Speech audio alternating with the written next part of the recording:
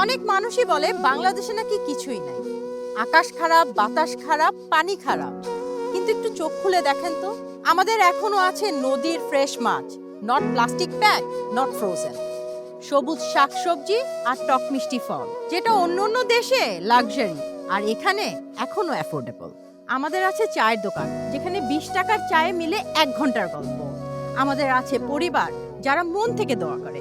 আছে নেইবার্স, যারা genuinely care করে। আছে বন্ধু বান্ধব, যারা ছুটে চলে আসবে যদি রাত 12টাও বাজে। মানুষ বলে অ্যাব্রোডে নাকি সব বেটার। আস্ক সামওয়ান যে অ্যাব্রোডে থাকে।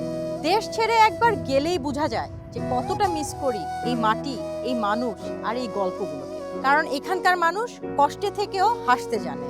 এখানকার মানুষ শত দুঃখ থাকলেও মুখে হাসি রাখতে পারে। আমরা সব উৎসব উদযাপন করি সবার সাথে ভাগাভাগি করে। আমরা সিম্পল, আমরা জেনুইন, আর আমরা না ভালোই আছি। সো নেক্সট টাইম কেউ যদি আপনাকে বলে বাংলাদেশে কি আছে, আপনি স্মাইল দিয়ে বলবেন বাংলাদেশে ইউনিটি আছে, আর ইউনিটি দিয়েই একটা দেশকে বদলানো যায়। সে যে আমার